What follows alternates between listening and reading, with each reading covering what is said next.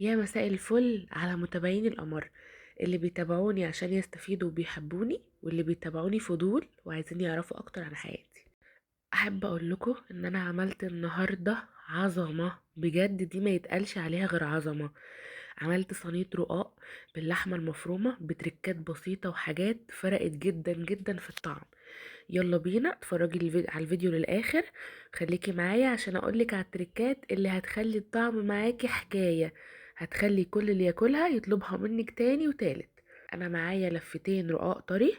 الرقاق ده من عند سارة سلطان، اكيد كلكم عارفينها. عايزه اقول لكم تحفه يا بنات، اطلبوا منها بجد. انا اول مره اجربه، اول مره في حياتي اعمل رقاق طري. دايما بنعمل رقاق اللي هو الناشف او جلاش، بس بصراحه مش اخر مره، بجد كان تحفه. ومعايا بقى نص كيلو لحمه مفرومه، ومعايا بقى كميه بصل. قطعتها بقى كلها قطع صغيره خالص. حطيت شويه زيت صغيرين في الحله، واستنيت لما سخنوا ونزلت عليهم بالبصل اللي انا مقطعاه قطع صغيره. واحط شويه ملح وفلفل اسود واسيبه يتشوح كده ويدبل مع نفسه. جبت 3 قرون فلفل صغننين، وهاخد نص القرن الحراق ده بس مش كله، وقطعتهم برضو قطع صغيره. هبتدي بقى ان انا انزل بيهم على البصل لحد ما يتشوحوا مع بعض، وبعد كده هنزل باللحمه وافضل اضغط عليها كده بحيث ان هي تفك واقلبها كويس جدا. وبعد كده هنزل عليها بمعلقه من هريسه الفلفل. براحتك، عندك حطي، ما عندكيش مش لازم، دي بتفرق شويه في الطعم. هحط بقى البهارات بتاعتها، حطيت فلفل اسود، بابريكا مدخنه، حطيت 7 بهارات. كمان حطيت رشه قرفه صغيره. عايزه اقولك ان رشه القرفه دي بتفرق جدا في طعم اللحمه المفرومه، وكمان في الكفته. جربيها وبجد هتدعيلي. حطيت كمان معلقتين صلصه جاهزه. وهبتدي بقى اللي هي خلاص دخلت في السوا، ابتدي بقى احط لها الملح. انا مش بحط الملح في الاول عشان الملح بيعجز سوى اللحمه. قلبتها بقى كويس جدا ووطيت عليها خالص وغطيت الحله وسبتها تستوي براحتها. هي هنا خلاص كده معايا اتعصجت وخلصت، سبتها تبرد شويه. جبت شويه زيتون وقطعتهم ونزلت بيهم على اللحمه وقلبتها في بعضها. جبت بقى معايا صينيتين وعملت التشريبه بقى عباره عن كوبايه لبن وكوبايه شوربه وملح وفلفل اسود ومعلقه سمنه بلدي، بس كده. عايزه اقول لكم بقى السمنه، الدهون اللي كانت نازله من اللحمه، انا خدتها حطيتها في الطبق ده وبقيت ادهن منها الطبقات، بجد كانت رهيبه. وحطيت بقى دهنت سمنه بلدي في الصينيه من تحت. هتجيبي بقى ورقه ورقه وتعملي تكرمشيها كده في بعضها وتبليها في التشريبه، وبعد كده تفرديها في الصينيه.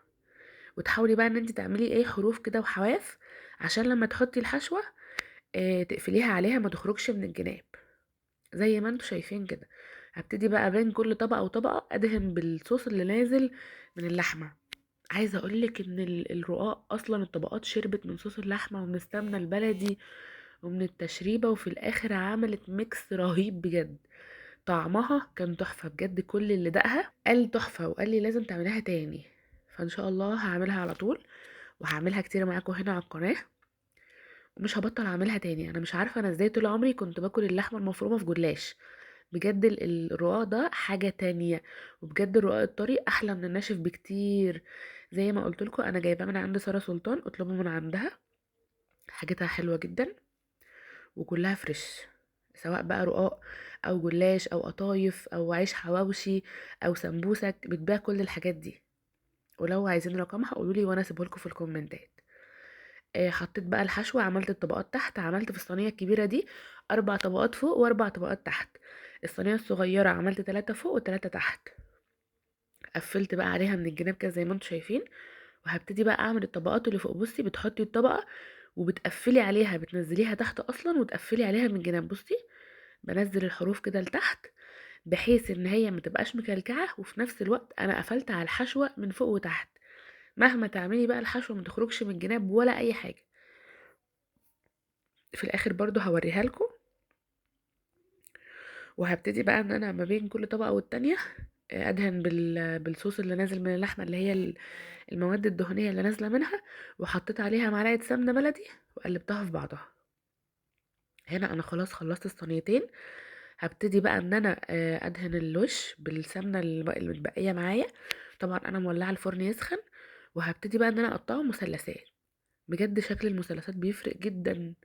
طبعا انتوا عارفين ان العين بتاكل قبل البق، فانا قطعته مثلثات، كان شكله حلو قوي. وهبتدي بقى ان انا ادخله الفرن. تقريبا قعد نص ساعة، نص ساعة ل5 دقايق، يعني متأخرش خالص.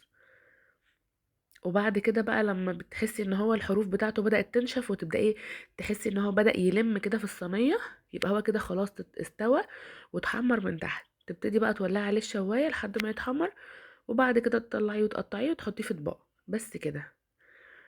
انا عايزاكم تجربوا الطريقة دي وتقولوا لي في الكومنتات رأيكم فيها. بصوا بعد ما طلع، عايزة اقول لكم بجد كان رهيب. بجد الكاميرا ظلماه فعلا، مش جايبة حلاوته. شايفين ده بقى بعد ما برد خالص؟ ده اصلا المقطع ده انا مصوره لكم بعد الفطار. انا خلاص برد خالص وهدي. عايزه اقولك بقى، لو وصلتي لحد هنا ولسه ما حطيتيش لايك، حطي لايك. ولو انتي لسه اول مره بتشوفيني، اعملي اشتراك في القناه، وفعلي الجرس على علامه الكل عشان يوصلك كل جديد بنزله.